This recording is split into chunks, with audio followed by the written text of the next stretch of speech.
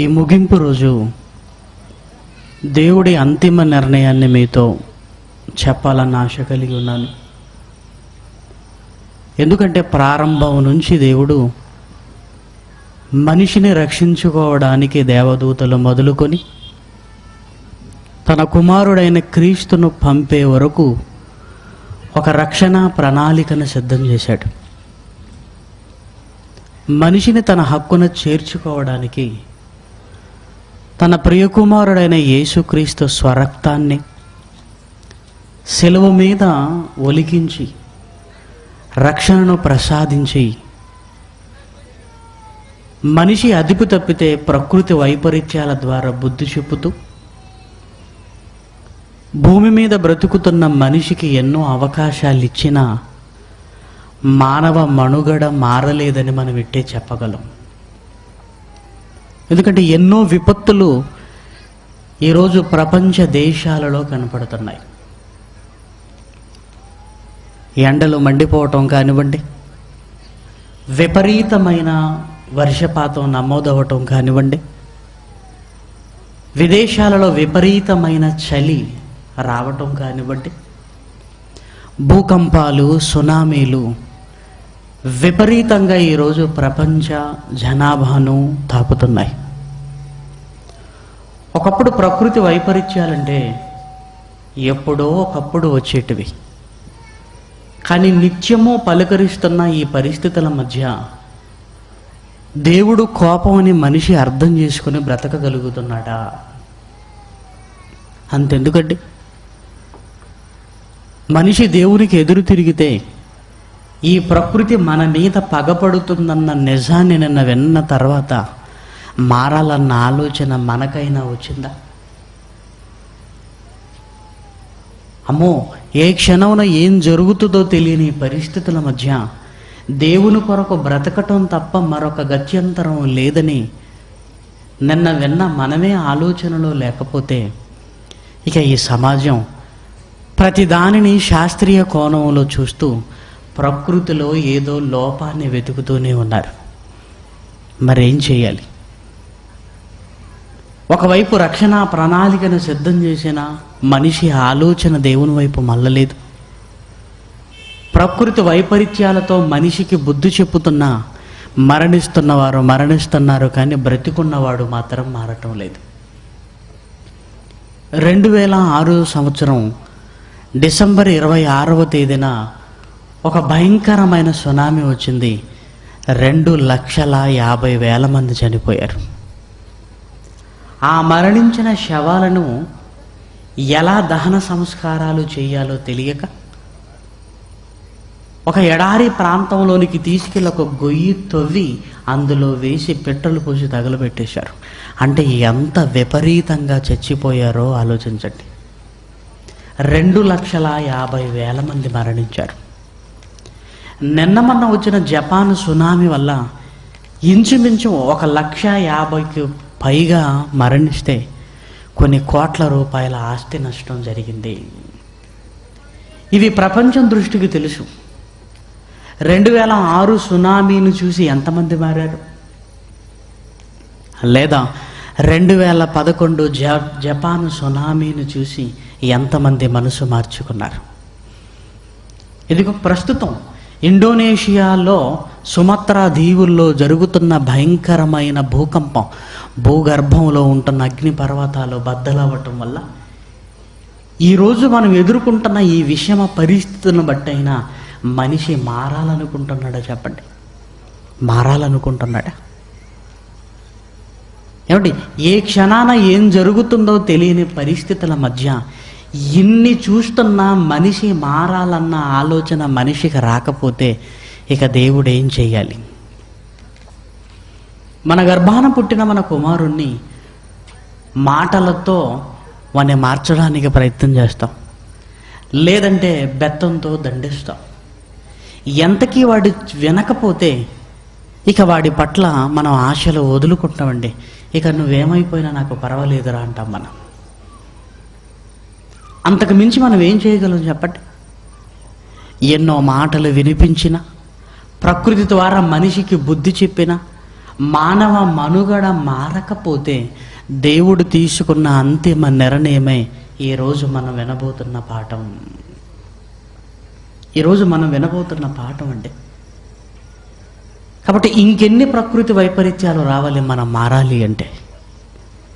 ఎన్ని వచ్చినా పేపర్లో చదువుకుంటున్నాం, మనకేం కాదులే అని బ్రతుకుతున్నప్పుడు ఇక దేవుడు మాత్రం ఏం చేయాలి?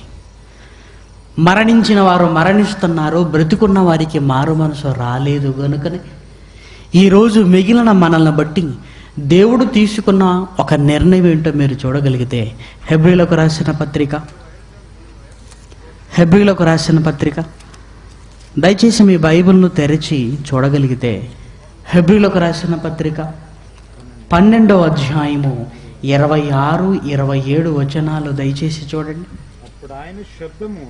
ఒకప్పుడు ఆయన శబ్దము భూమిని చెలింపజేసెను గాని ఇప్పుడు నేను ఇంకొకసారి భూమిని మాత్రమే గాక ఆకాశమును కూడా కంపింపజేతును. ఏమంటే ఈరోజు మాటలను మీరు వినగలిగితే చాలా ఆనందిస్తారు, దేవుని పట్ల ఆలోచన కలిగి ఉంటారు మీరు.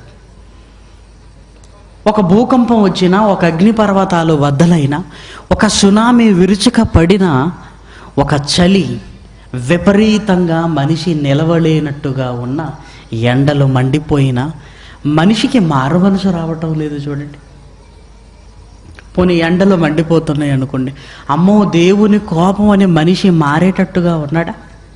లేదు. ఏం చేస్తాడు? ఈ ఎండ ప్రతాపాన్ని తట్టుకోవడానికి ఏసీ ఒకటి ఫిట్ చేసుకుంటే బాగుండు అనుకుంటాడు. చూసారా? అసలు ఎండలు ఎందుకు పెరుగుతున్నాయో ఆలోచించు. అసలు నువ్వు చెయ్యవలసిందేంటో తెలుసా?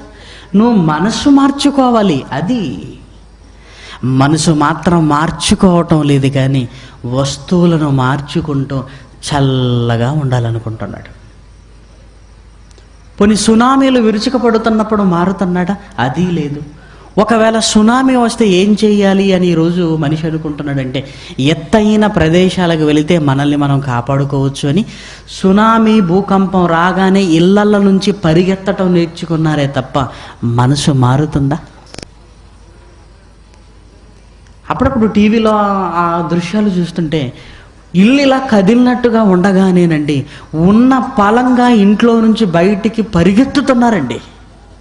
అంటే భూకంపం వస్తే పరిగెత్తాలనుకున్నారే తప్ప మనసు మార్చుకోవాలన్న ఆలోచన రావటం లేదండి. ఒక చలికాలం ఏంటి ఈ విపరీతమైన పరిస్థితులు, దేవుడు కొరకు బ్రతకకపోతే ఏమైపోతానన్న భయం లేదు, కానీ చలికాలం వస్తే స్వెటర్ వేసుకుందాం అనుకున్నాడు. ఎలా?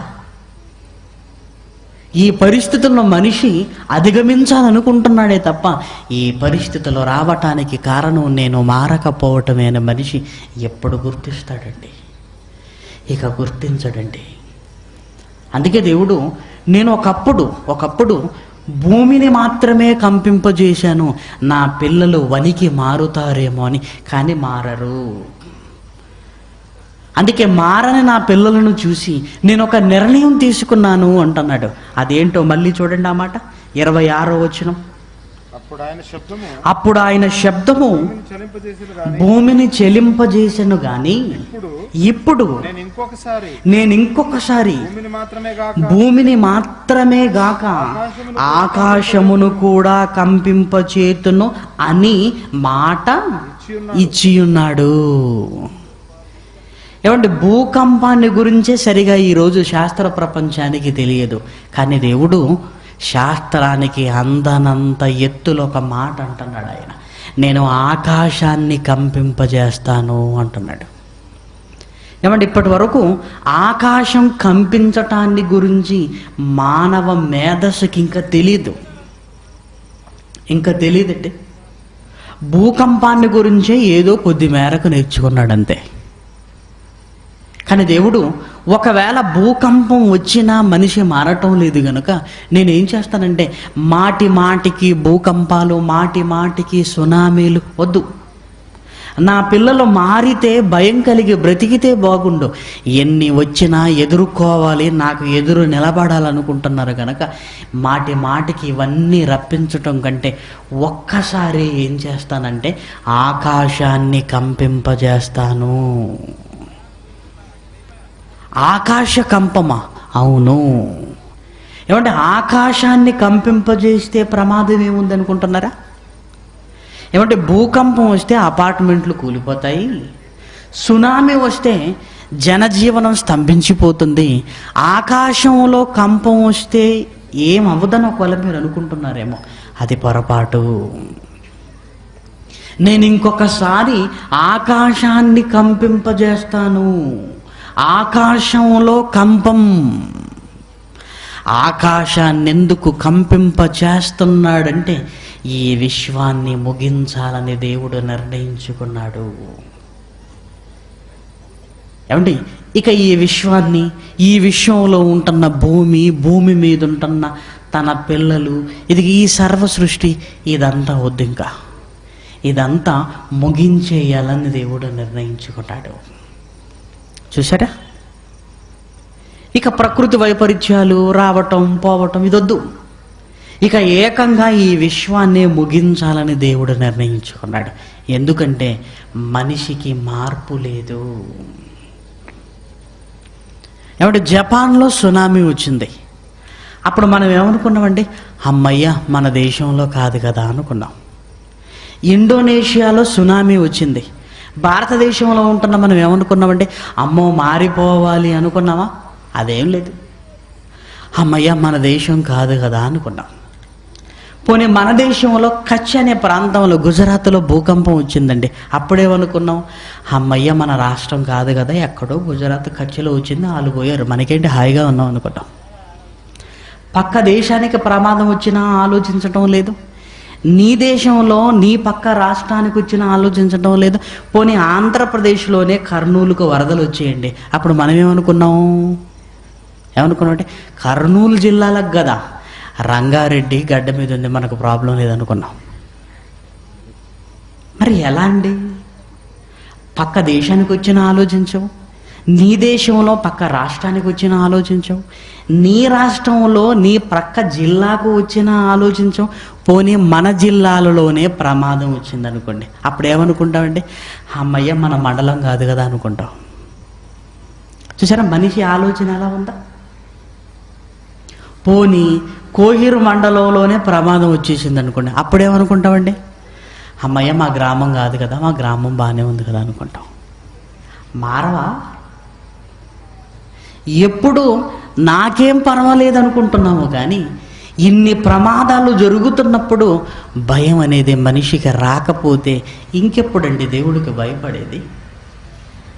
పోనీ నీ గ్రామంలో నీ ఇంటి పక్కోడే పోయాడు అనుకోండి, అప్పుడేమనుకుంటావు? అమ్మ, మా ఇంట్లో కాదు కదా అనుకుంటావు. పోనీ నీ ఇంట్లోనే ఒకడు పోయాడు అనుకోండి, నేను కాదు కదా అనుకుంటావు. మరి ఎలా అంటే దాని అర్థం ఏంటి? నువ్వు పోయేదాకా నీకు అర్థం కాదన్నమాట.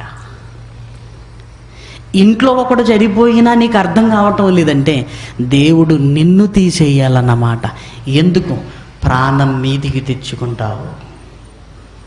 అందుకే దేవుడు కంటే ఇక భూకంపాలు, ఇక సునామీలు ఇవి కాదు, ఒక్కసారి ఆకాశాన్ని కంపింపజేస్తాను. ఒకే ఒక్కసారి ఆకాశాన్ని కంపింపజేసి నేనేం చెయ్యబోతున్నానో ఇదిగో నా పిల్లలకు తెలియజేస్తారని ముందుగా రాయించాడండి. చెయ్యడు అనుకోకుండా మీరు, చేస్తానని ఏం చేశాడట అనే మాట ఇచ్చి ఉన్నాడు. మాట ఇవ్వటం అంటే వాగ్దానం. దేవుడు ఏమని వాగ్దానం చేశాడంటే మనకి, ఇదిగో భూకంపాలు, సునామీలు, ఈ ప్రకృతి వైపరీత్యాలు కాదు, నేను ఒక్కసారి ఏం చేస్తానంటే ఆకాశాన్ని కంపింపజేస్తాను అని మాట ఇచ్చి ఉన్నాడు, వాగ్దానం చేశాడు ఆయన. ఏమండి, ఈ వాగ్దానం ఎవరికైనా ఎప్పుడైనా వచ్చిందా? ఈ వాగ్దానం డిసెంబర్ 31కో జనవరి 1కో వాగ్దానాలు తీసుకుంటారు. దేవుడు అందరికి ఇచ్చిన వాగ్దానం ఇది. ఏంటి? నేను ఇంకొకసారి ఆకాశాన్ని కంపింపజేస్తాను అని మాట ఇచ్చాడు. ఈ మాట మనకు రాదేంటి? ఇప్పుడు ఈ మాట మనకు రాదేంటి ఎప్పుడు అంటే ఇలాంటి మాటలు మనోళ్ళు రాయరు కదా. అమ్మో ఇలాంటివి మనకు కాదనుకుంటారండి అసలు. కానీ ఈరోజు ప్రపంచ ప్రజలకు దేవుడు చేసిన వాగ్దానం ఏంటో తెలుసా? ఆకాశాన్ని కంపింపజేస్తాను అన్నాడు. అసలు ఆకాశమే కంపిస్తే ఏం జరుగుతుందో ఒక్కసారి బైబిల్లోనికి వెళ్ళి మీరు చూడగలిగితే ప్రకటన గ్రంథంలో రాయబడిన ఒక అద్భుతమైన మాట చూడండి. ప్రకటన గ్రంథము, ఇది ఉంచుతాం ఏమైంది పర్లేదు, ఇంకా డిస్టర్బెన్స్ తీసేయి. ప్రకటన గ్రంథము 6వ అధ్యాయము 13వ వచనాన్ని దయచేసి చూడండి. ప్రకటన గ్రంథము 6వ అధ్యాయము 13వ వచనాన్ని దయచేసి చూడండి. పెద్ద గాలి చేత ఊగులాడు అంజూరపు చెట్టు నుండి అకాలపు కాయలు రాలినట్టు ఆకాశ నక్షత్రములు భూమి మీద రాలెను. ఏమండి, ఈరోజు నిన్నటి దిన ఒక చర్చిలో మాట్లాడడానికి మేము వెళ్ళిపోతున్నప్పుడు పక్క ఊర్లో విపరీతమైన గాలి రావటం వల్ల మామిడికాయలన్నీ నేల రాలిపోయాయండి, రోడ్డు మీదకి వచ్చేసాయి. అంటే గాలి విపరీతంగా వేయటం వల్ల చెట్టుకున్న కాయలన్నీ నేల రాలిపోయాయి. అదే చెప్తున్నాడు చూడండి. పెద్ద గాలి చేత ఊగులాడు అంజూరపు చెట్టు నుండి అకాలపు కాయలు రాలినట్టు ఆకాశ నక్షత్రములు భూమి మీద రాలెను. ఏమంటే ఆకాశంలో కూడా నక్షత్రాలు కాయల్లా ఉన్నాయి. చెట్టుకు కాయలు ఎలా ఉంటాయో అంతరిక్షంలో నక్షత్రాలను చూడండి, కాయల్లా ఉన్నాయి. ఇప్పుడు దేవుడు ఏమంటున్నాడు? హెబ్రీలకు రాసిన పత్రిక 12:26లో నేను ఇంకొకసారి ఆకాశమును కంపింపజేతును. అంటే ఆకాశాన్ని కంపింపజేస్తే కాయల్లా ఉన్న నక్షత్రాలు భూమి మీద రాలిపోతాయి అన్నమాట. ఎందుకు నేను ఆకాశాన్ని కంపింపచేస్తానని అంటున్నాడంటే ఆకాశంలో నక్షత్రాలున్నవి కాయల్లా. ఆ కాయల్లాంటి నక్షత్రాలు భూమి మీద రాలిపోవాలంటే ఆకాశంలో కంపం జరగాలి. పెద్ద గాలి వచ్చినప్పుడు చెట్టు నుంచి కాయలు ఎలా రాలుతాయో దేవుడు ఎందుకు ఆకాశాన్ని కంపింపచేస్తానంటున్నాడంటే ఆకాశంలో ఉంటున్న నక్షత్రాలు భూమి మీద రాలిపోవాలి. మరి ఆకాశంలో నక్షత్రాలు ఎన్నున్నవండి? ఎన్నున్నవి 1, 2, 3, 4. చెట్టుకున్న కాయలను లెక్క పెట్టగలవేమో కానీ నక్షత్రాలను లెక్క పెట్టగలవా? కోటాను కోట్లు. శాస్త్రవేత్తలు హబుల్ టెలిస్కోప్ వచ్చిన తర్వాత అనంత విశ్వంలోకి తొంగి చూసి అయ్య బాబోయ్, నక్షత్రాలు మేము ఊహించిన వాటికంటే ఎక్కువగా ఉన్నాయి, వీటి సంఖ్య లెక్క పెట్టలేనట్టుకుంది, కొత్త కొత్త నక్షత్రాలు పుడుతున్నాయి అంటున్నారు. కోటాను కోట్ల నక్షత్రాలు భూమి మీద రాలుతుంటే భూమి పరిస్థితి ఎలా ఉంటుందో చెప్పండి. దేవుడు ఊరికే ఆకాశాన్ని కంపింపజేయటం లేదు సుమా. ఈ విశ్వాన్ని ముగించాలన్న ఆలోచన కలిగిన వాడై ఇక ప్రమాదాలు రావటం పోవటం ఇదొద్దు, ఒక్కసారి ఈ విశ్వాన్ని చాప చుట్టేసినట్టుగా చుట్టేయాలి. ఈ విశ్వం వద్దు, ఈ భూమి వద్దు, ఈ భూమి మీద నాకు పిల్లలు వద్దు. నేను పెట్టిన పెట్టుబడి తిని నాకే ఎదురు తిరుగుతున్న వారిని ఈ భూమి మీద ఎందుకు ఉంచాలి? వద్దు. చూసారా, దేవుడు తీసుకున్న అంతిమ నిర్ణయం ప్రియమైన వారలారా. ఎందుకు? రక్షణను నిర్లక్ష్యం చేశావు, దేవుణ్ణి వద్దనుకున్నావు.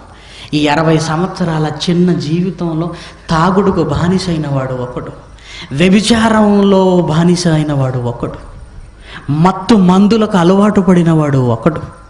ఏంటంటే దేవునికి పిల్లలుగా పుట్టిన వారు దేవునికి పిల్లలుగా బ్రతుకుతున్నారా చెప్పండి? లేదు. ఇంకెన్ని అవకాశాలు ఇవ్వాలి? ఇంకెన్ని? యేసుక్రీస్తుని కూడా పంపాడు కదా, మనకు ఒక అదృష్టాన్ని ఇచ్చాడు కదా. వీటన్నింటినీ కాదని నువ్వేం సాధించగలవు ఈ భూమి మీద? అందుకే నాకొద్దు, ఈ పిల్లలొద్దు, ఇలాంటి వారు నాకు వద్దే వద్దు, అసలు ఈ విశ్వాన్నే నేను ఉంచను అని ఆకాశంలో ఉంటున్న నక్షత్రాలను భూమి మీద రాలగొడతాను అంటున్నాడు. అందుకే నేను ఇంకొకసారి ఆకాశాన్ని కంపింపజేస్తాను అంటున్నాడు. ఆకాశంలో ఉంటున్న నక్షత్రాలు భూమి మీద రాలితే ప్రమాదం ఏముందండి అని ఒకవేళ మీరు అనుకుంటున్నారేమో. పర్వాలేదులేండి, అలా రాలగానే 2 నక్షత్రాలను గట్టిగా పట్టుకుని బీరువా కంటించుకుందాం అనుకుంటున్నారేమో. ఇవి బీరువాల కంటించుకునే నక్షత్రాలు కాదు. ఒక్కొక్క నక్షత్రం ఎంత పెద్దదంటే, ఆకాశంలో ఉండే చిన్నగా కనిపించే ఒక్కొక్క నక్షత్రం ఎంత పెద్దది అంటే, ఇదిగో 13 లక్షల భూముల్ని కలిపితే ఒక నక్షత్రం. అంటే ఒక నక్షత్రం ఈజ్ ఈక్వల్ టు 13 లక్షల భూములను కలపాలి. ఒక భూమే ఇంత పెద్దగా ఉన్నటివి. ఇలాంటివి 1300 కాదు, 13,000 కాదు, 13 లక్షల భూముల్ని కలిపితే ఒక నక్షత్రం. ఇప్పుడు మీరు అర్థం చేసుకోండి, ఇలాంటి 13 లక్షల భూములను కలిపితే ఒక నక్షత్రం అయితే, ఇలాంటి నక్షత్రాలు ఎన్నున్నవి ఆకాశంలో? కోట్లు, కోటాను కోట్ల నక్షత్రాలు. అంటే ఒకటి భూమి మీద పడితేనే భూమి తుక్కు తుక్కు అయిపోవాలి. ఒక నక్షత్రం భూమి మీద పడితేనే భూమి కనిపించకుండా పోవాలి. అలాంటిది కోటాను కోట్ల నక్షత్రాలు భూమి మీద పడుతుంటే భూమి పరిస్థితి ఏమవుతుంది చెప్పండి? ఒక్కొక్క నక్షత్రం భూమి మీద పడుతుంటే అసలు భూమి ఏమైపోతుందో ఒక్కసారి మీ మెదడులో ఆలోచించండి. ఒక్కసారి అసలు ఈ భూమి ఉంటుందా? తుక్కు తుక్కైపోవాలి. ఏమంటే బబుల్గా ఒక 2 గంటలు నమిలిన తర్వాత ఊసే సమయానికి ఎలా ఉంటుందో తెలుసా? చిన్నగా మెత్తగా అయిపోద్దండి. ఒక్కొక్క నక్షత్రం భూమిని ఢీ కొడుతుంటే ఈ భూమి ఏమైపోవాలి తెలుసా? బబుల్ గమ్ అయినట్టుగా అయిపోవాలి. ఏమంటే దేవుడు ఎలాంటి నిర్ణయం తీసుకున్నాడో చూసారా? మరి ప్రకృతి వైపరీత్యాల వల్ల మనిషికి బుద్ధి రాకపోతే ఏం చేయాలి? ఇంకా పోనీ దేవుడు ఇది చేస్తే బాగుండనే దేవునికి ఏమైనా ఆలోచన చెప్పగలమా మనం? ఆయన చెయ్యనిదేంటి? అందుకే వద్దు, నేను ఇంకొకసారి ఆకాశమును కంపింపజేస్తాను. ఆకాశ కంపమే జరిగితే, అసలు భూకంపం వస్తేనే ఏం చేయాలో తెలియదు మనకి. ఆకాశమే కంపిస్తే కోటాను కోట్ల మందికి కోటాను కోట్ల నక్షత్రాలున్నాయి పైన. ఒక్కొక్కరి మీద ఒక్కొక్క నక్షత్రం పడిందనుకోండి, మన పరిస్థితి ఏంటి? మనిషి మీద రోడ్డు రోలర్ ఎక్కినట్టే. అర్థమైందా మీకు? రోడ్డు రోలర్ అన్నా చాలా చిన్నది. కోటాను కోట్ల మందికి కోటాను కోట్ల నక్షత్రాలు ఉన్నవి పైన. ఒక్కొక్కటి ఒక్కొక్కరి మీద పడితే అసలు నువ్వేమైపోతావో ఆలోచించు. నువ్వేమైపోతావో ఆలోచించు. నక్షత్రాలు రాలబోతున్నాయి ప్రేమన దేవుని పిల్లలారా. నేటి విజ్ఞాన ప్రపంచానికి బైబిలు చెబుతున్నది భూకంపం కాదు, ఆకాశ కంపం రాబోతుంది. ఆకాశమే కంపిస్తే ప్రపంచ దేశాల స్థితి గతి మారిపోయి భూమి తుక్కు తుక్కైపోవాలి, చెత్త చెత్త అయిపోవాలి భూమి. ఎందుకు? దేవుడి కోపం. అది ఎప్పుడు జరుగుతుందో బైబిల్లో మీరు చూడగలిగితే మత్తయి సువార్త 24వ అధ్యాయము 29వ వచనాన్ని చూడండి. మత్తయి సువార్త 24వ అధ్యాయము 29వ వచనంలో రాయబడిన వివరణ చూస్తుంటే, ఆ దినముల శ్రమ ముగిసిన వెంటనే చీకటి సూర్యుని కమ్మును, చంద్రుడు కాంతినివ్వడు, ఆకాశము నుండి నక్షత్రములు రాలును, ఆకాశమందలి శక్తులు కదిలింపబడును. ఆకాశమందలి నక్షత్రములు రాలును, రాలిపోవాలి. ఇప్పుడు కంటికి అందాన్ని ఇస్తూ ఆకాశంలో పరిచినట్టుగా అందంగా కనపడుతున్న నక్షత్రాలు ఎంత ప్రమాదాన్ని తీసుకొని రాబోతున్నాయో ఎవరికి తెలుసు? ఈ సంగతి తెలియక భూమి మీద ఉన్నవారికి పేర్లు పెట్టుకున్నారండి. ఏంటి? స్టార్ అట. నీ మొహమేం కాదు. ఓడో మెగాస్టార్ అట, ఓడో మున్సిపాలిటీ స్టార్ అట, ఇంకోడో చెత్త స్టార్ అట. అసలు స్టార్లు ఎంత ప్రమాదాన్ని తీసుకొస్తున్నాయో భూమి మీద ఉన్న ఎవడికి తెలుసు? ప్రతి పనికి మాలిన వాడికి బిరదివ్వటమే. ప్రతి పనికి మాలిన వాడికి ఏమన్నా బిరుదులు ఊరికి వస్తున్నాయా? పేపర్లో రాసేయటమే. వాడు పవర్ స్టార్ అట, ఇంకోడు పవర్ లేనోడట. ఏంటివి? పిచ్చి పిచ్చి మాటలు. మనుషులు ఈ స్టార్లను చూస్తున్నారు. ఒక్కసారి ఆకాశంలో ఉంటున్న అసలు స్టార్లను చూస్తే నీ బతికేంటో నీకు అర్థమైపోద్ది. ఎందుకు? ఒక్కొక్క నక్షత్రం రాలిపోతుంటే పరిస్థితి ఎంత భయంకరంగా ఉండాలి, ఎంత భయానకంగా ఉండాలి పరిస్థితి. అది ఎప్పుడో తెలుసా? యేసుక్రీస్తు రెండవసారి భూమి మీదికి రావటానికి ముందు జరుగుతున్న భయానకమైన పరిస్థితులు. అంటే రెండవసారి క్రీస్తును భూమి మీదికి పంపాలని దేవుడు నిర్ణయించుకున్నాడు. అది ఏ క్షణమో ఏ గడియో ఎవరికీ తెలియదు. మొదటిసారి ఒకే ఒక నక్షత్రాన్ని తూర్పున ఉదయింపజేసి రక్షణను ప్రసాదించాడు. తూర్పు దిక్కున మేము ఆయన నక్షత్రాన్ని చూసి వచ్చాం. మహానుభావుడు పుట్టాడని. యేసుక్రీస్తు పుట్టినప్పుడు ఒక నక్షత్రం పుట్టింది, కానీ యేసుక్రీస్తు వచ్చేటప్పుడు ఉన్న నక్షత్రాలన్నీ రాలిపోవలసిందే. చూసారా? మరి మన వాళ్ళు ఎందుకు స్టార్లు పెడతారో తెలియదండి డిసెంబర్లో. అంటే దీంతోనే మా సావు ఉంది అని పైన పెట్టుకున్నారనమాట. ఏనాటికైనా దీంతోనే మాకు ముహూర్తం. ఒక నక్షత్రం పుట్టింది, ఈయన పుట్టాడు, అయిపోయింది. ఇప్పుడు నక్షత్రాలు రాలే కాలంలో ఉన్నాం. ఈ సంగతి మనకు తెలియకుండా అందమైన ఒక నక్షత్రాన్ని లోపల ట్యూబ్లైట్ అది పెట్టి పెడుతుంటాం. అంటే అర్థం ఏంటి? ఇదిగో మా చావు దీంతోనే ముడిపడింది, దీంతోనే చేస్తాం మేము. అబ్బా భలే పెట్టుకున్నావయ్యా. ఈసారి ఒకటి కాదు, ఒక 4-5 పెట్టుకో. ఎందుకు? యేసుక్రీస్తు రెండవసారి భూమి మీదకి రానున్నప్పుడు నక్షత్రాలు రాలిపోతాయి. అంటే కోటాను కోట్ల నక్షత్రాలు రాలిపోతాయి. సరిగ్గా మన ఇంటి మీద పడింది అనుకోండి,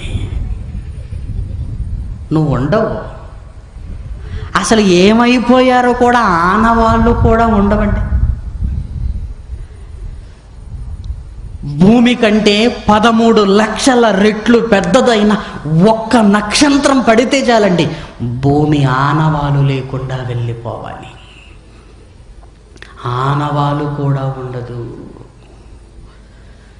చూసారా ఎంత ప్రమాదం మన కళ్ళ ముందు కనబడుతుందో?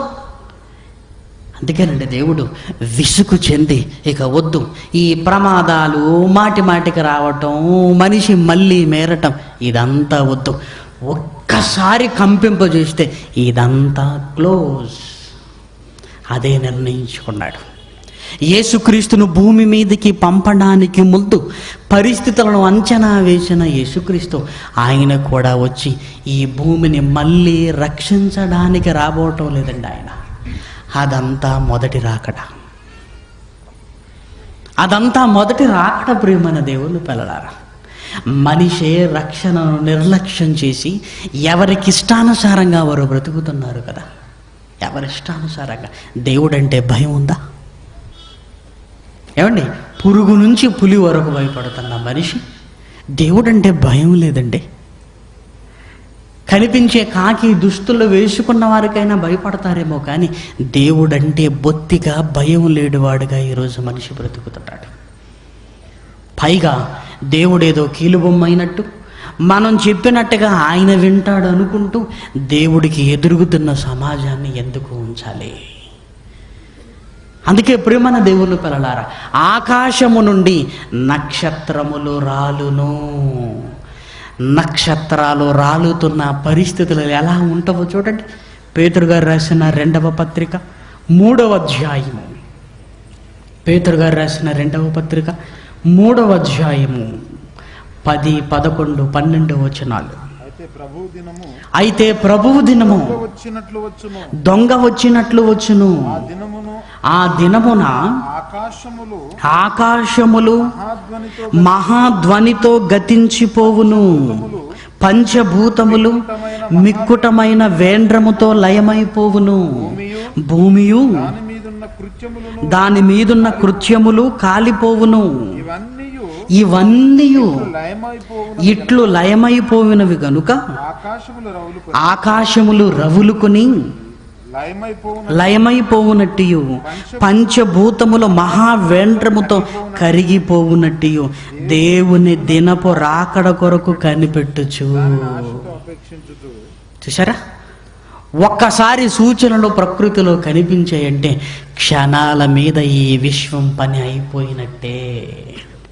ఇక ఉండదు ఈ విశ్వం. ఇక విశ్వమే ఉండదంటే ఈ విశ్వం మీద మనం ఉంటామని మీరు అనుకుంటున్నారా? లేదు.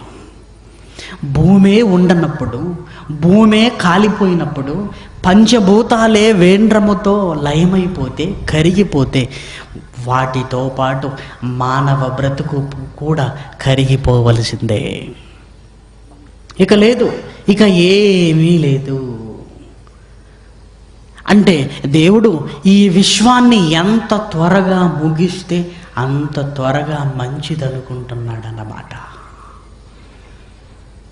ఇక ఆయనకి ఇంకా ఈ భూమి మీద మనిషిని పెట్టాలి, మరోసారి యేసుక్రీస్తుని పంపాలి, సిలువ వేయించాలి, ఇంకొక రారి పంపించాలి, ఇది లేదండి, ఇది లేదు. అన్నీ అయిపోయాయి, అన్నీ అయిపోయాయండి, అన్నీ అయిపోయాయి. తోటమాలితో యజమానుడు, తోటమాలి సంభాషణ మీకు తెలుసు. తోటమాలి యజమానుడితో అంటున్నాడు, అయ్యా నువ్వు నరికేయమంటున్నావు, నా మాట వినయ్యా. 3 ఏళ్ల నుంచి నువ్వు చూస్తున్నావు ఈ అంజూరపు చెట్టున ఫలాలు వస్తాయేమో అని, రాలేదు కదా. 3 సంవత్సరాల నుంచి చూసిన నువ్వు నరికేయమంటున్నావు, ఒక్కసారి నా మాట వినవా? ఈ సంవత్సరం కూడా ఉండనివ్వు. ఎందుకు? ఈ సంవత్సరం దాని చుట్టూ త్రవ్వి ఎరువు వేస్తాను. ఎరువు వేస్తాను గనుక, ఎరువు వేస్తాను గనుక అది ఫలిస్తుందేమో. ఒకవేళ ఈ సంవత్సరం కూడా ఎరువు తిని ఫలించకపోతే నువ్వు అనుకున్నట్టుగానే నరికేయి అన్నాడు.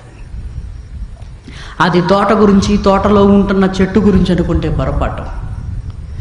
ద్రాక్ష తోటలా ఉండవలసిన సమాజం, ద్రాక్ష తీగలలా ఉండవలసిన సమాజంలో అంజూరపు చెట్టుగా మనిషి మారిపోయాడు.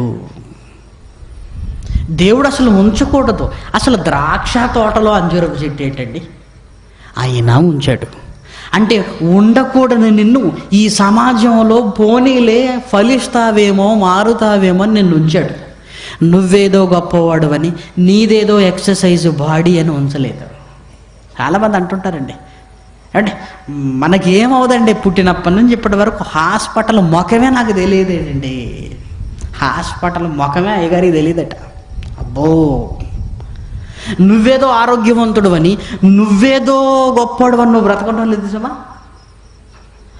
ఎప్పుడో తీసేయాలని అనుకుంటే ప్రేమ కలిగిన యేసుక్రీస్తు నాయన, వాడిది ఎక్సర్సైజ్ బాడా పాడా, వాడు అలానే అనుకుంటుంటాడు. ఈ సంవత్సరం కూడా ఉండనేమో. మొట్టమొదటిసారిగా ఇదిగో ఎరువు వేయటానికి సిద్ధపడుతారు నా పిల్లలు. టైటిల్ ఏంటంటే, దేవుడు ఉన్నాడు జాగ్రత్త. ఇది మామూలు ఎరువు కాదు, పొటాషియం ఫాస్ఫేట్ కంటే గొప్పది. ఎందుకు? ఈ మాటలు పడగానే రోషం వచ్చినోడికి రోషం రావాలి, మారేటోడు మారిపోవాలి, ఏటోడు అంటే తేలిపోవాలి. అలాంటి ఎరువు ఇది. మారేవాడు మారిపోవాలి, వ్యతిరేకమైన వాడు వ్యతిరేకం అయిపోవాలి, అంతే. నటించేవాడు ఎవడు ఉంటాడండి మన ప్రసంగాలు విన్న తర్వాత? తేలిపోవాలి, ఇటో అటో తేలిపోవాలి. గోడ మీద పిల్లిలా ఎన్ని రోజులు ఉంటావు? పులిలా ఉండాలి, పిల్లిలా ఉండకూడదు. ఈడొస్తే ఈడిది రైట్, వాడొస్తే వాడిది రైట్, అలా ఉండకూడదండి. ఇదిగో ఈ సంవత్సరం కూడా ఉండను, ఎరువేస్తాను, ఫలించినా సరే లేకపోతే నరికేయి. యేసుక్రీస్తే ఈ మాట అన్నాడంటే క్షణాల మీద నరకడం అనేది స్టార్ట్ అవుతుంది. ప్రియమైన దేవుని పిల్లలారా, క్షణాల మీద. మరి ఇప్పటి వరకు ఎందుకు బ్రతకగలిగాం చెప్పండి? ఇదిగో అవకాశాలు అవకాశాలు అవకాశాలు అదృష్టంగా మనల్ని వెన్ను తట్టుతున్నా అదృష్టాన్ని అలుసుగా తీసుకొని లోకంలో బ్రతకడానికి అలవాటు పడ్డాం. యేసుక్రీస్తే చేతులు ఎత్తేస్తే ఇక నా వల్ల కాదని ఆయన ఒక్క మాట అంటే శవాలు లేచిపోవాలి తెల్లవారేసరికి. నిద్ర లేవటం కాదు, పడుకొని నిద్ర లేవటం కాదు, శవాలు శవాలు లేవాలి. ఎందుకు?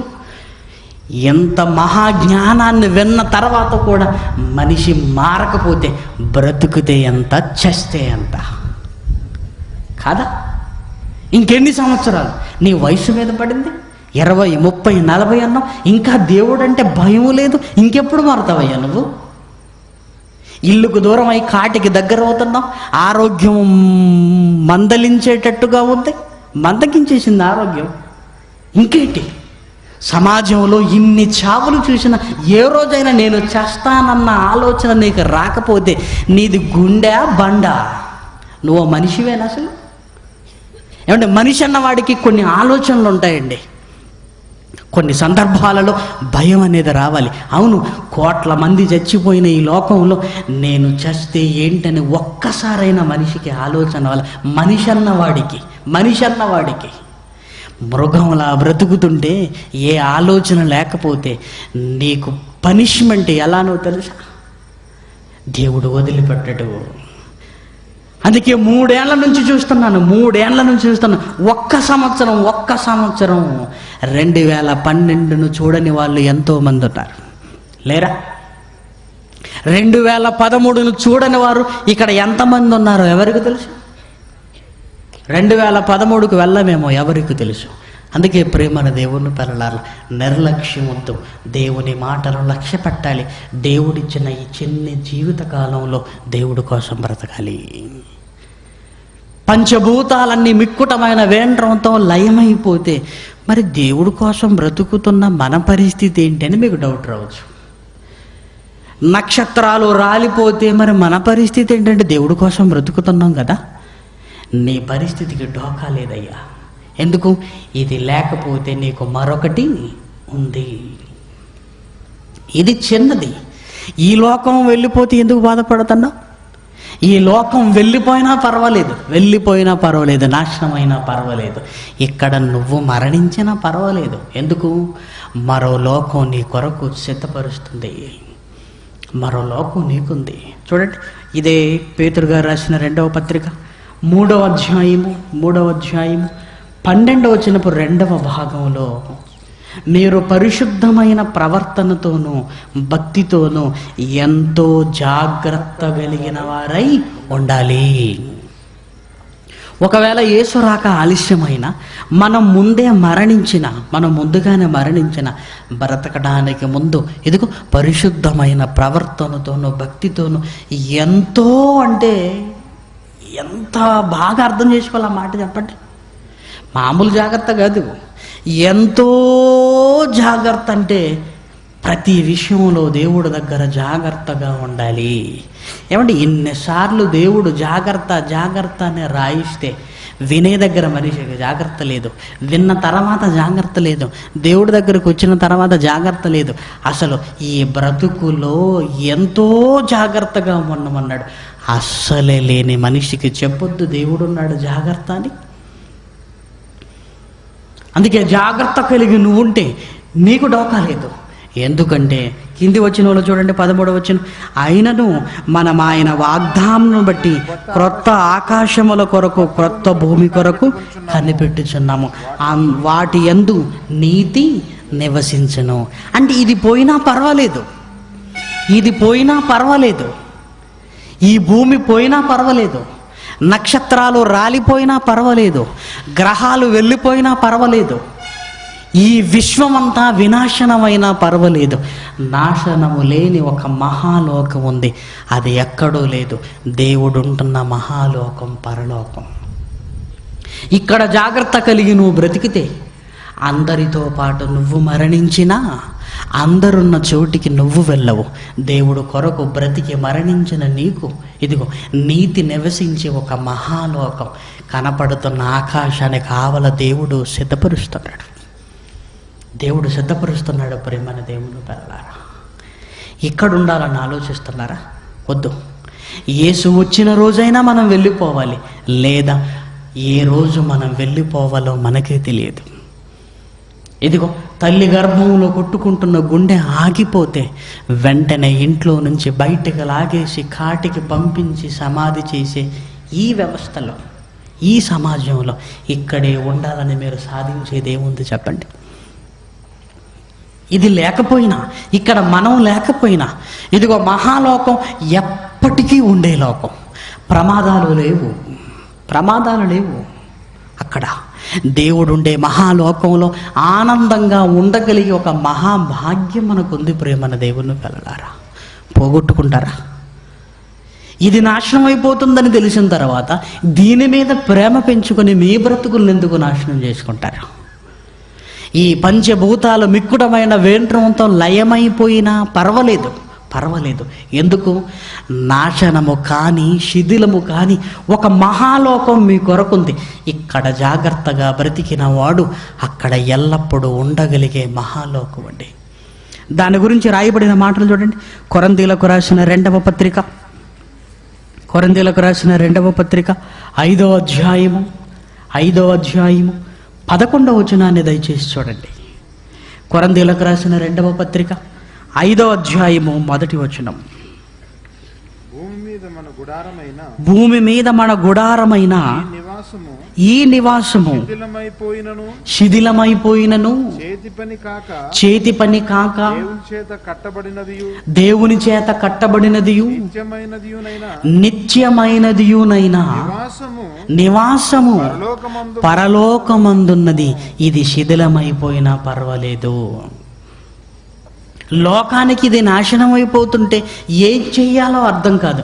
కానీ దేవుడు కోసం బ్రతుకుతున్న నీకు మరో లోకం ఉందన్న నిరీక్షణ ఉందండి. పరలోకమందు మనకున్నది. ఇక్కడ మనకు స్థలము లేకపోయినా పర్వాలేదు. యేసుక్రీస్తు చెబుతున్న మాట చూడండి. యోహాను సువార్త 14వ అధ్యాయము మొదటి 2 వచనాలలో ఇది నాశనమైపోయిన మరో లోకం ఉందని చెబుతున్న అద్భుతమైన మాటలండి. మీ హృదయమును కలవరపడనీయకుడి, దేవుని యందు విశ్వాసముంచుచున్నారు, నా యందును విశ్వాసముంచండి. ఇదిగో ఇది నేను వచ్చే సమయానికే నాశనం అయిపోతుంది, ఇది నాశనం అయిపోతుంది, మా పరిస్థితి ఏంటని మీరు కలవరపడకూడదు. నా తండ్రి ఇంట అనేక నివాసములు కలవు, లేని ఎడల మీతో చెప్పుదును. నేను వెళుతున్నది మీకు స్థలము సిద్ధపరచడానికి. ఒక మహాలోకం మన కొరకు ఎదురు చూస్తుందని ఎంతమందికి అర్థమైందండి? ఈ లోకంలో చిన్న జీవిత కాలంలో ఆయుషే లేని ఈ విశ్వంలో నువ్వెంతకాలం బ్రతకగలవు? ఎంతకాలం ధనంతో సుఖపడగలవు? ఎంతకాలము ఈ భూమి మీద దేవుడికి ఎదురు తిరిగి బ్రతకగలవు చెప్పు? ఏదో ఒకరోజు మన బ్రతుకు కడతీరుస్తే ఆ తర్వాత కన్నీళ్లు తప్ప మనకేమీ ఉండవు. ప్రేమైన దేవుని పిల్లలారా, అందుకే యేసుక్రీస్తు ముందుగా చెబుతున్నాడు, ఇది శాశ్వతం కాదు. నా తండ్రి ఇంట అనేక నివాసములు కలవు, అనేక నివాసములు కలవు. అందుకే ఆకాశ కంపమే జరిగితే అసలు ఈ విశ్వమే ఉండదు. దేవుడు తీసుకున్న అంతిమ నిర్ణయం. ప్రేమన దేవుని పిల్లలారా, ఇక్కడ ప్రమాదాలు వస్తే ఒక పట్టణం నుంచి ఒక పట్టణంలోనే బ్రతకగలవు. ఆకాశమే కంపిస్తే, నక్షత్రాలే రాలిపోతే నువ్వు ఎక్కడికి వెళుతున్నా తలదాంచుకున్న ప్రమాదం అనేది నీ కళ్ళ ముందే ఉంది. అందుకే ఎక్కడికి నువ్వు పారిపోలేవు ఎక్కడికి. ఇంకా చూడండి, హెబ్రీయులకు రాసిన పత్రిక 13వ అధ్యాయం, హెబ్రీయులకు రాసిన పత్రిక 13వ అధ్యాయము 14వ వచనం చూడండి. నిలువరమైన పట్టణము మనకిక్కడ లేదు, గాని ఉండబోవుచున్న దాని కొరకు ఎదురు చూస్తున్నాము. నిలువరమైన అంటే నిలబడే పట్టణం కూడా లేదు. ఎందుకు? నాశనం అవ్వటానికి శరవేగంగా వెళుతున్నది కనుక. ఉండబోయేది అది పరలోకం. అది వాడబారనిది, మహిమ కలిగినది, ఎల్లకాలం ఉండగలిగేది. ప్రియమైన దేవుని పిల్లలారా, దేవుడు రమ్మంటున్న లోకానికి వెళ్ళక ఏమండి ఉండలేని లోకాలు ఉండాలనుకుంటున్నావంటే మనకి మహాజ్ఞానం అర్థం కాలేదన్నమాట. మనకి ఇంకా అర్థం కాలేదు. ఇంకెంతమంది నీ కళ్ళ ముందు చేస్తే నీకు అర్థమవుతుంది చెప్పు. ఒకవైపు ఇండోనేషియా బీభత్సంగా ఉంది.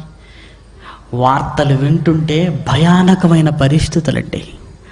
సముద్రపు నీరే ఎగిసి పడుతుంటే ఒకవైపు ప్రమాదాలు, ఒకవైపు దేవుడు తీసుకున్న నిర్ణయం. ఈ విశ్వం ఉండదు అని దేవుడు మనకు మాట ఇచ్చిన సందర్భాలు చూస్తుంటే, ఇవన్నీ వింటుంటే ఎప్పుడో ఒక క్షణంలో ఈ భూమి మీద నుంచి వెళ్ళిపోవటం ఖాయమని మనకు అర్థమవుతుంది కదా. ఖాయం. ఎప్పుడో ఒకప్పుడు వెళ్ళిపోతే ఈ లోకం నుంచి వెళ్ళిపోతే మరో లోకంలో కలకాలం ఉండగలిగే సమర్థుడిగా బ్రతుకుతున్నావా? లేదు. దేవుడంటేనే జాగ్రత్త లేని నువ్వు ఈ లోకంలో మట్టి కుట్టుకొని పోతే ఆ తర్వాత పరలోకం కాదు కదా, ఈ భూమి మీద ఉండే అవకాశం లేకుండా శాశ్వతంగా నరక కూపానికి జారిపోవలసిందే.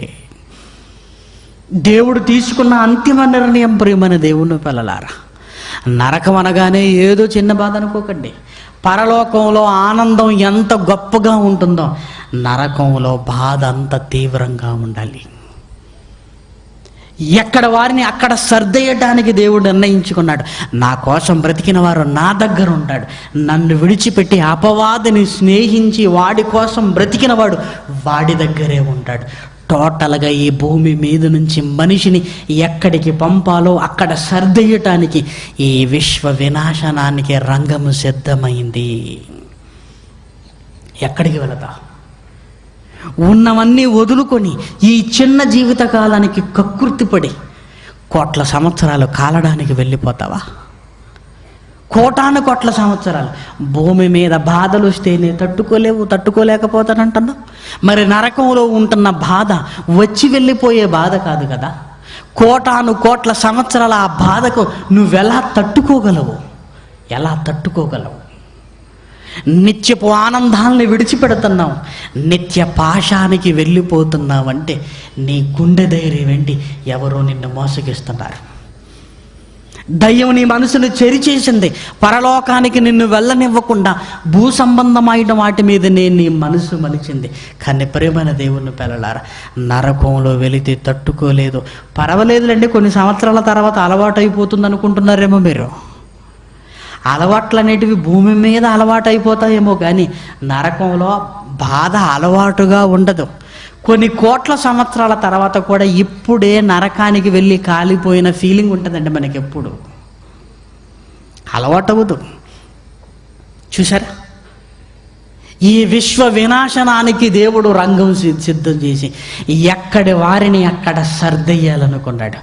కొద్ది కాలము భూమి మీద జాగ్రత్తగా ఉండగలవా? జాగ్రత్తగా వినేటప్పుడు జాగ్రత్త, విన్న తర్వాత విశేషమైన జాగ్రత్త. ఈ బ్రతుకులో ఎంతో జాగ్రత్త, ఎంతో జాగ్రత్త అన్నాడండి. ఎన్ని జాగ్రత్తలు సమాజానికి దేవుడు చెప్పితే అసలు దేవుడున్నాడు జాగ్రత్త అని ఇప్పటి వరకు ఒక్క సభన జరిగిందండి. దేవుడి కొరకే జాగ్రత్తలు చెప్పవలసిన సమాజానికి దేవుడు ఎన్ని రాయిస్తే ఇలాంటి సభలు ఎక్కడ జరుగుతాయండి? ఎక్కడ జరుగుతున్నాయి చెప్పండి. కాబట్టి ప్రియమైన దేవుని పిల్లలారా, ఆకాశం కంపించబోతుంది, నక్షత్రాలు రాలబోతున్నాయి. నక్షత్రాలే రాలితే ఈ భూమి శ్మశానం కాబోతుంది. పంచభూతాలన్నీ మిక్కుటమైన వేండ్రంతో కరిగిపోవాలి. ఈ భూమి మీద నువ్వు జాగ్రత్తగా బ్రతికితే మరణించినా తిరిగి లేచి పరలోకంలో కలకాలం ఉండటానికి వెళ్ళిపోవాలి. ఇప్పటికైనా దేవుని విశ్వ ప్రణాళిక మీకు అర్థమై ఉంటే, దేవుని అంతిమ నిర్ణయం మీకు అర్థమై ఉంటే, దేవుడు కోసం బ్రతకాలి ప్రేమన దేవుని పిల్లలారా. క్రీస్తు ద్వారా ఆయన రక్తాన్ని ఒలికించి మనకిచ్చిన రక్షణ భాగ్యాన్ని స్వీకరించండి. యేసుక్రీస్తును స్వరక్షకుడుగా అంగీకరించాలి. దేవుడేం బరువులు మోయమనలేదే. తన కొరకు ఈ మహాజ్ఞానాన్ని నేర్చుకొని పాడైపోతున్న సమాజాన్ని కాపాడమన్నాడు. ఈ కొద్ది కాలం కష్టపడితే మహా ఆనందాల్ని మనం సొంతం చేసుకుంటాం. మనం ఈ చిన్న కష్టానికి విలువైన లోకాన్ని ఇవ్వటానికి దేవుడు సిద్ధపడుతుంటే, పరలోకం విలువ తెలియక ఈ భూమి మీదనే బ్రతికి చస్తే ఆ తర్వాత భయంకరంగా నష్టపోతాం ప్రేమన దేవుని పిల్లలారా. అందుకే దేవుని చిట్ట చివరి పిలుపుగా, దేవుని మనిషికి అనుగ్రహిస్తున్న చివరి గడియ మేలు కొలుపుగా ఈ 3 దినాల మాటలు మీ బ్రతుకును వెలిగించాలి. ఈ 3 దినాల మాటలు దేవుడంటే భయాన్ని మీలో రగిలించాలి. ఈ 3 దినాల మాటలు మీలో సరికొత్త మార్పును తీసుకుని రావాలి. మీ మార్పును బట్టి దేవుడు సంతోషంతో ఉండాలి. దేవుడు సంతోషపడ్డాడా మిమ్మల్ని బట్టి, ఆ తర్వాత మీ సంతోషం కాదు, పరలోకంలో కోట్ల సంవత్సరాలు. అందుకే దేవుడున్నాడు, జాగ్రత్త. నమ్మని వాడికి దేవుడున్నాడు, జాగ్రత్త. నిన్నెక్కడో సర్దేయటానికి నమ్ముతున్న వాడికి దేవుడున్నాడు, జాగ్రత్త. ఎందుకు? నువ్వెంతో జాగ్రత్తగా ఈ లోకంలో బ్రతకాలి. ఆ తర్వాత మహా ఆనందాలకు వెళ్ళిపోతావు. నటిస్తున్న వాడికి జాగ్రత్త. ఎందుకు నటించేవాణ్ణి కూడా తీసి నరకంలో వేయటానికి దేవుడు సిద్ధపడుతున్నాడు గనక. ఎదురు తిరుగుతున్న వారికి జాగ్రత్త. దేవుడున్నాడు, దేవుడు చూస్తాడు. నెబుకద్నెజర్ లాంటి వాడినే గడ్డి తినిపించాడు. ఆఫ్టర్ ఆల్ మీరంతా గడ్డిపోస లాంటి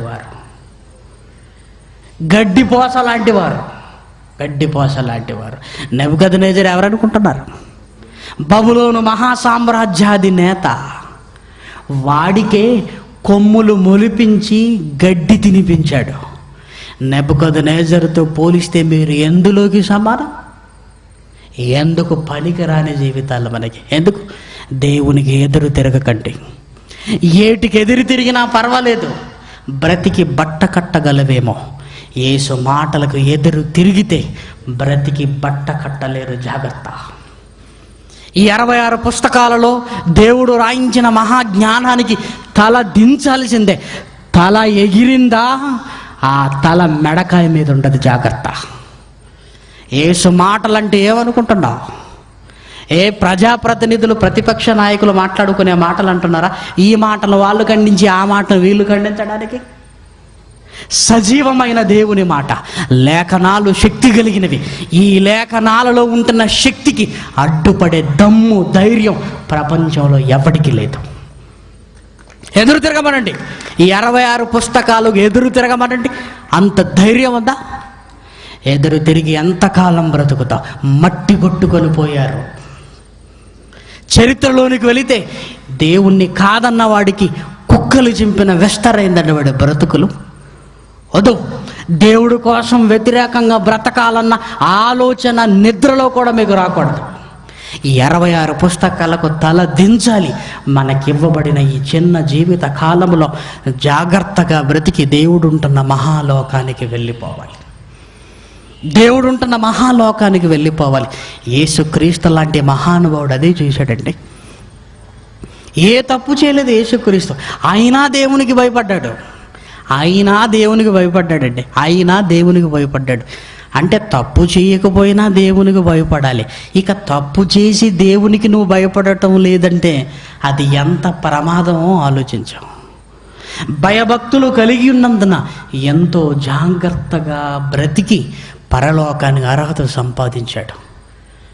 కాబట్టి ఈ మహాజ్ఞానాన్ని నేర్చుకుంటున్న దేవుని పిల్లలారా, ఈ చిన్న జీవితాన్ని ఏదో దేవునికి ఎదురు తిరిగి బ్రతకాలన్న ఆలోచన వద్దు. బైబిల్లో రాయబడిన మాటలకు తలదించి జాగ్రత్త కలిగి పరలోకంలో దేవునితో ఉండే మహాభాగ్యాన్ని మనం పొందుకోవాలి. పోగొట్టుకోవద్దు. అందుకే సమాజానికి దేవుని జాగ్రత్తలు చెప్పేవారుగా ప్రతి ఒక్కరూ ముందుకు రావాలి. ప్రతి ఒక్కరు. ఎందుకంటే ఈ విశ్వం ఉండదు, ఇక మనమే ఉండవు. యేసు రాక ఆలస్యమైనా మన పోకడ తొందర అయిపోయింది అనుకోండి, నష్టపోతారు. కాబట్టి ఈ నష్టం మీకు కలగకూడదని ఇదిగో ఈ 3వ దినం కూడా దేవుడు మంచి అవకాశం ఇచ్చి మంచి మాటలు మీకు చెప్పించాడు కనుక ఈ రోజు నుంచి దేవుడి కోసం ఉన్నతంగా బ్రతకాలన్న ఒక నూతనమైన ఆలోచనలు మీకు రావాలి. ప్రార్థన చేసుకుందామండి.